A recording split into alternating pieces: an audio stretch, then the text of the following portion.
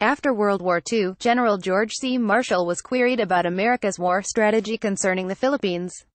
While the U.S. had declared it would not abandon the islands, it did so. Marshall responded, a nation's declaratory policy often is at odds with its real policy, i.e., what it knows it must accept. He explained the United States knew it could not defend the Philippines, but had to give Japan every indication it could and would. This brings us to North Korean leader Kim Jong Un's stated policy of denuclearization. Is it a real or declaratory policy? In weighing Pyongyang's recent denuclearization declarations, one must bear in mind the Koreans tend to be a patient people. So empowered, they are much more likely to focus on longer-term strategies. South Korea has informed the United States that the North had made it known denuclearization was open to discussion. South Korean representatives claim their northern counterparts said, there is no reason to pursue nuclear weapons so long as military threats are eliminated, and regime security is guaranteed. After Kim made a surprise visit to China, Chinese representatives also reported that he pledged to denuclearize, in a similar vein to a failed pledge Kim's father had made during a 2011 visit to China. Pyongyang's record of broken nuclear promises goes back to well before 2011. It violated a 1994 framework agreement negotiated during Bill Clinton's presidency to freeze its nuclear program and a 2005 pledge during George W. Bush's to abandon all nuclear weapons and existing nuclear programs. A communist state-family dictatorship such as North Korea has a significant advantage in negotiating arms control deals with the U.S. It recognizes a U.S. president has 4 to 8 years to implement a strategy, meanwhile Pyongyang's leader has a lifetime to do so. With Kim in his mid-30s, he could well remain in power 4 to 5 decades more. Thus, in the May meeting to take place between Kim and President Donald Trump, the former will pursue a delaying action strategy, biding his time for a Trump presidency to end. He knows outlasting Trump might well bring into office a president of the Barack Obama ilk, one giving Pyongyang free rein on its nuclear program. Making Pyongyang's declaration suspect are its claims seeking elimination of military threats and guarantees of its security. The vast majority of such military threats and actions to date have emanated from north of the DMZ. Neither the U.S. or South Korea have aggressively sought the North's destabilization, while Pyongyang has been guilty of aggression against them through kidnappings, assassinations, terrorist attacks, etc. China also factors into the North Korea denuclearization equation. Clearly, Beijing does not wish to see North Korea collapse, generating a unified democratic Korea on its own border and placing the U.S.-Korean alliance at China's doorstep.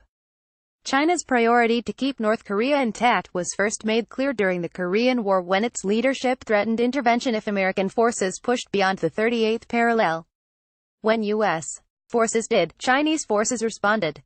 The Chinese, whose control over Kim may have slipped in favor of Iranian influence, probably requested Kim meet with President Xi Jinping prior to the Trump meeting. As it was recently announced Xi is to become president for life, i.e., a lifetime dictator just like Kim, these two communist leaders will be able to map out a long-term strategy preserving their mutual goals. This, for Kim, means continuing his nuclear program. In all likelihood, Xi suggested Kim maintain a lower nuclear and missile program profile. Both leaders undoubtedly are uneasy about Trump, neither quite sure how far he will go to stop Pyongyang. They also recognize Trump's recent selection both of John Bolton as National Security Advisor and Michael Pompeo as CIA Director signals a real, not a declaratory, U.S. policy effort to play hardball with Pyongyang.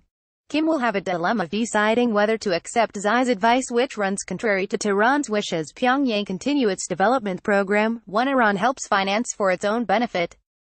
Thus, China may have to provide a quid pro quo for Kim's cooperation, perhaps promising him nuclear assistance at a later date, although Beijing prefers a totally denuclearized Korean peninsula.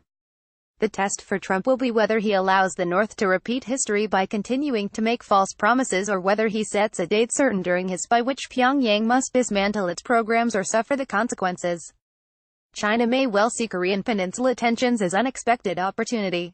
As its South China Sea initiative, constructing several artificial islands in violation of international law for which the Chinese now make territorial claims, China may invite the U.S. to, let's make a deal. As the U.S. has aggressively challenged these claims, periodically deploying Navy ships to conduct unannounced rites of passage, China may be willing to pressure Pyongyang to take a lower profile for its nuclear program in exchange for U.S. recognition of China's territorial island claims. the United States would be unwise to accept that deal.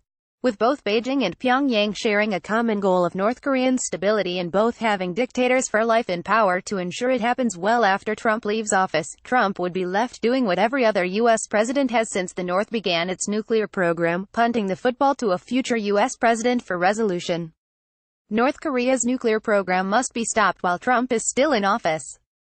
Failure to do so leaves us playing nuclear football, with North Korea on our goal line.